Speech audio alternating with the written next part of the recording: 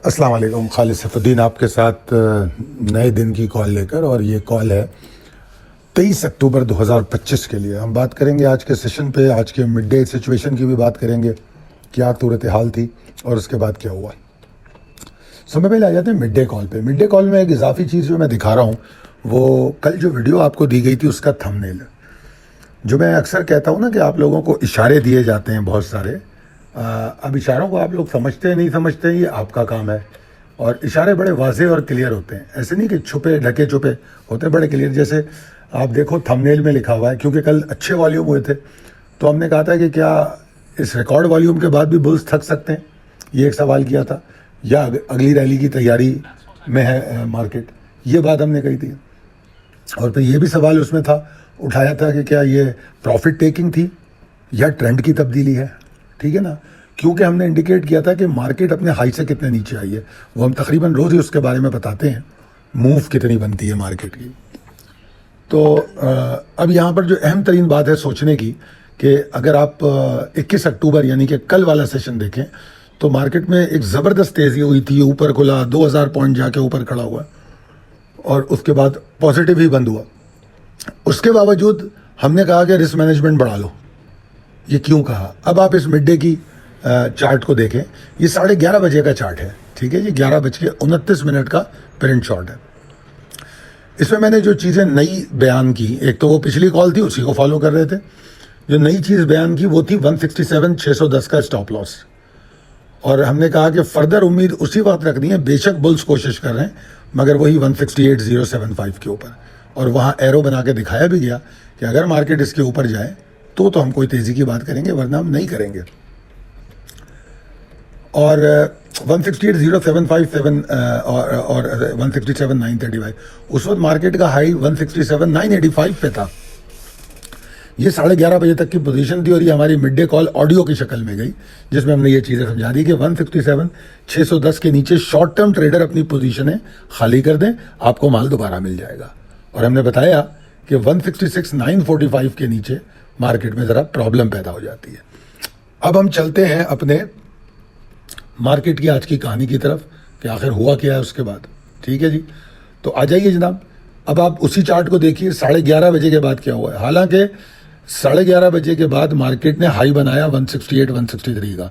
पहले हाई क्या था 167,985, तो यानी कि तकरीबन 15, 70, 80, 180 पॉइंट मार्केट और ऊपर गई, मगर क्या रुक सकी है? हम उसका क्लोज वॉच कर रहे थे 168.75 को कि उसके ऊपर रुक रही है, नहीं रुक रही है। हमें तो नहीं लगी रुकती हुई, इसीलिए मिड डे में कहा था कि भाई उसके ऊपर रुकेगी तो कुछ होगा वरना नहीं होगा। और फिर न सिर्फ ये कि उसमें नाकाम हुई और 167,610 के करीब आई, जिसको मिड डे में स्टॉप लॉस करार दिया था, एग्जिट लेवल, और एक पुल बैक लेके फिर 168.75 को टेस्ट करते हुए एक डाइव डाउन सिचुएशन हुई। तो जिन लोगों ने मिड डे कॉल का भरपूर फ़ायदा उठाया है, न सिर्फ ऑडियो दी, चार्ट के ज़रिए भी समझाया। उसके बाद आप देखें मार्केट कैसे गिरना शुरू हुई 166,945। हालांकि ये स्ट्रॉन्ग सपोर्ट थी, यहाँ पर भी नहीं रुकी और नीचे चली गई। अगर हम हाई से लो का फासला देखें तो 1932 पॉइंट्स की गिरावट 168, 163 से 166, 230 तक थी। 1932 पॉइंट की गिरावट ठीक ठाक है। और उसके बाद फिर इंडेक्स बंद भी 793 पॉइंट के नुकसान के साथ होता है। ओवरऑल परफॉर्मेंस देखें अगर आप, तो मैं ये कहूँगा कि मार्केट की परफॉर्मेंस बुरी नहीं थी। गैप ओपनिंग स्टार्ट था, जो कल शाम को पोजीशन ली थी उसको न सिर्फ बेचने का मौका मिला बल्कि मल्टीपल ट्रेडिंग का मौका मिला, ठीक है ना। और ट्रेडिंग के लिए तो बड़ा आइडियल सेशन था। और जब आपके पास ये सारी अपडेट्स हों मिड डे और लेवल्स की, तो मेरे ख्याल में इतना मुश्किल सेशन नहीं था, ठीक है ना। और वॉल्यूम अगर मैं देखूँ आज के, तो वॉल्यूम ठीक है, अच्छे हैं वॉल्यूम, मगर 24.55% कम है कल के मुकाबले में। कोई फ़र्क नहीं पड़ता, मतलब इसमें कंट्रोल्ड वॉल्यूम नज़र आते हैं, पैनिक नज़र नहीं आता। अब सवाल ये है कि अगर वॉल्यूम कम हुए हैं तो आपके लिए इतना मुश्किल नहीं है, बड़ा सीधा तरीका है। जाके आप ये देख लें कि जो पिछले कल का सेशन था उसमें 100 इंडेक्स के टॉप वॉल्यूमर कौन थे और उन टॉप वॉल्यूमर का आज का वॉल्यूम कितना है, ठीक है ना। जैसे कराची इलेक्ट्रिक का आज 24 करोड़ है, BOP का 11 करोड़ है, तो PIBTL का 7 करोड़ है, PTC का 7 करोड़ है। तो इन लोगों का कल का वॉल्यूम कितना था?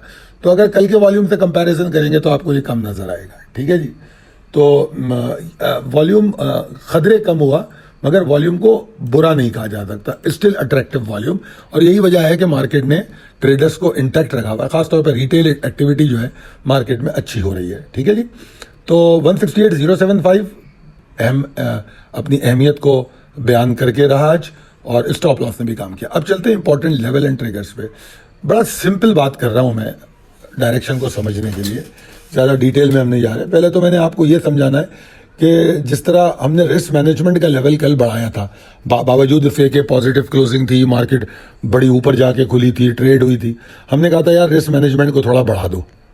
तो उस बात को मैं कंटिन्यू करना चाह रहा हूँ कि रिस्क मैनेजमेंट का लेवल हाई रखूंगा मैं। ठीक है जी, और फिर मैंने ये कहा है कि ये जो प्रॉफिट टेकिंग हाई से हो रही है, ये एक तरह से तो फायदेमंद भी होती है, क्योंकि जो ओवरऑल करेक्टिव वेव होती है उसमें से वो पॉइंट माइनस हो जाते हैं, वो पॉइंट कम हो जाते हैं, क्योंकि वो इंट्राडे करेक्शन ले चुका है। तो अगर इंट्राडे करेक्शन लेती हुई मार्केट नीचे आए तो ओवरऑल कोई लंबी करेक्शनल वेव एक साथ कंटिन्यू नहीं मिलती, ये एक फायदा होता है। मगर बहरहाल जो इंट्राडे करेक्शन है वो क्लोजिंग अगर रिकवरी के साथ नहीं होती तो वो बियर्स की ताकत पे भी पॉइंट करती है। ठीक है ना, कि आज के दिन बियर्स का पल्ला भारी था। अब अगर आज की क्लोजिंग को देखें तो आज की जो क्लोजिंग है वो 166,375 के नीचे है मेरे हिसाब से। वैसे तो अगर आप आज की क्लोजिंग देखें वो क्या बता रही है, 166,553, मगर मैं चूंकि एडजस्टमेंट वाली क्लोजिंग है मार्केट, अगर आप उसको प्रिसाइसली देखें तो मार्केट जब बंद हुई है तो मार्केट मुसलसल गिर रही थी।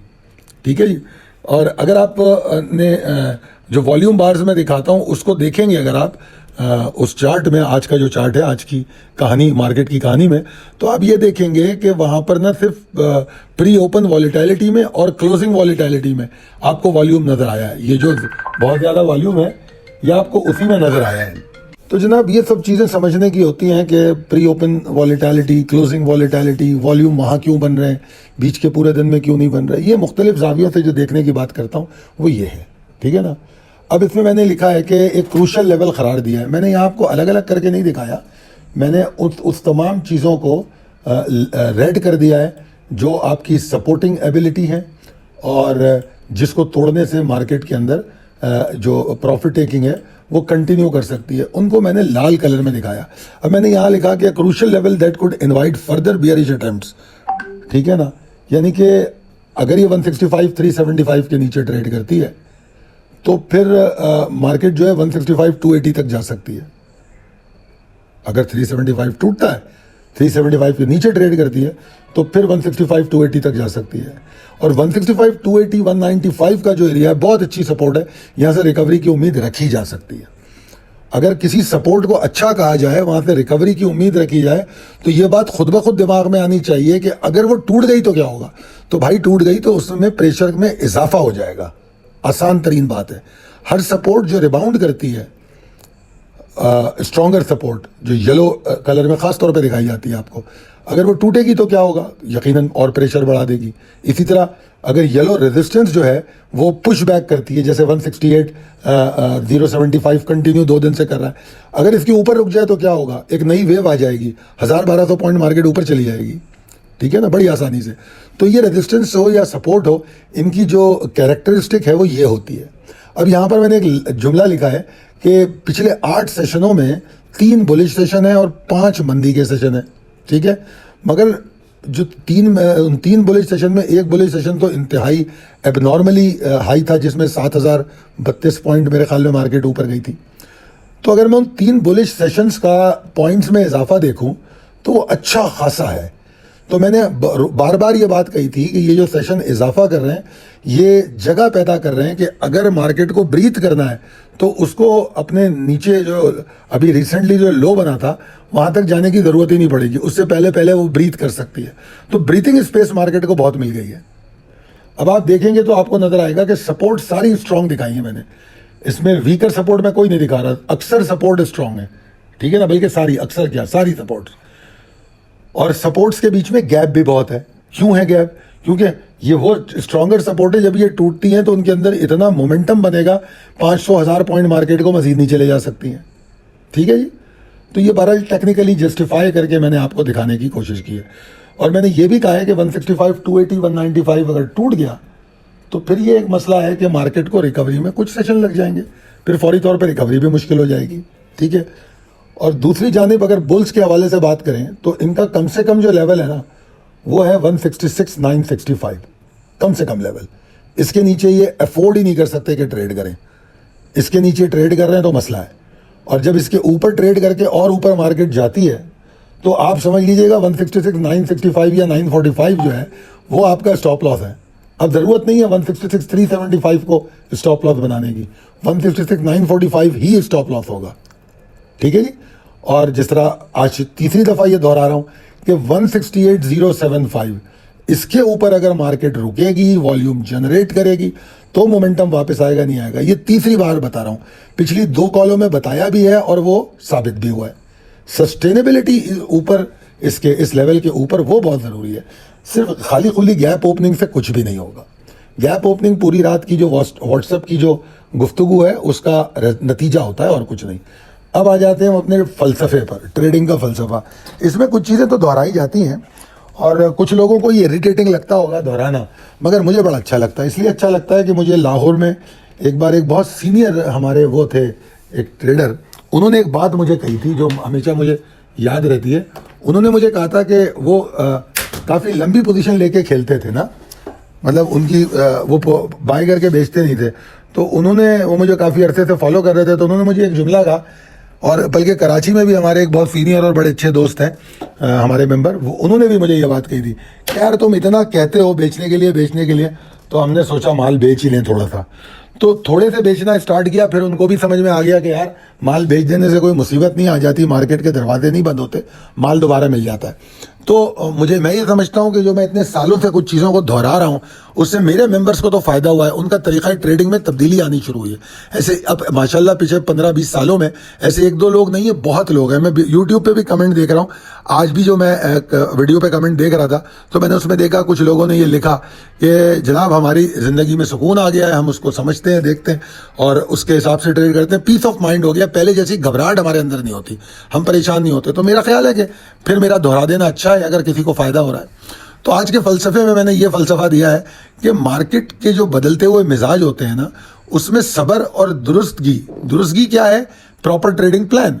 तो सब्र और दुरुस्त प्लान जो है वो पेशिंग गोई से ज़्यादा अहम होता है। पेशिंग गोई क्या होती है?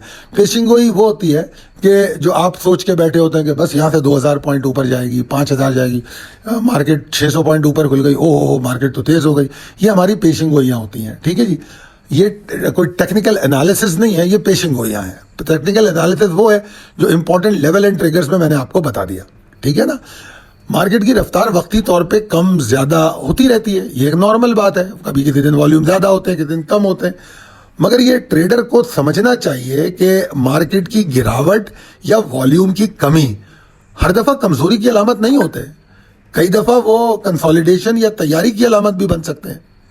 तो जो लोग अपने ट्रेडिंग प्लान और स्ट्रेटजी को लेकर चलते हैं तो यही मूव्स उनके हक में काम करती हैं। उनका माल भी बिकता है, वो नया माल लेते हैं, मल्टीपल ट्रेडिंग अपॉर्चुनिटी मिलती है। फिर मैंने बात आखिर में ये कही कि जज्बात पे काम नहीं होता, नज़्म ज़ब्त, फिर वही ट्रेडिंग प्लान। नज़्म ज़ब्त बड़ा ज़रूरी है, हिकमत अमली, स्ट्रेटजी का तब्दील होना एज पर ट्रेडिंग प्लान, ठीक है। तो फिर मार्केट को अपनी सिमत में चलता हुआ देखने की उम्मीदें छोड़ दें। मार्केट जिस सिमत पे चल रही है ना, उस सिमत पे अपनी स्ट्रेटजी बना ले, तो फिर मार्केट आपको नुकसान नहीं पहुंचा सकती, ठीक है जी। बहुत शुक्रिया वीडियो देखने का। अगर आपको हमारी वीडियो पसंद आती है और आप चाहते हैं कि ये रोज़ाना की हमारी कॉलें स्टॉक की जो होती हैं वो भी आपको देखने को मिले, तो हमारे नंबर हैं, इस नंबर पे कॉल करें 0345 619 0443, या फिर व्हाट्सअप करना है तो आप 0323 276 8680 पर भी कर सकते हैं। तो कमेंट करके बताएं कि आज की वीडियो कैसी लगी, और अगर आप चाहते हैं अपने दोस्तों और अहबाब को फ़ायदा पहुंचाना, मगर अगर आपको इससे कोई फ़ायदा हो रहा है तब, तो फिर अपने दोस्तों और अहबाब में शेयर कीजिए। बहुत शुक्रिया, अल्लाह हाफ़िज़।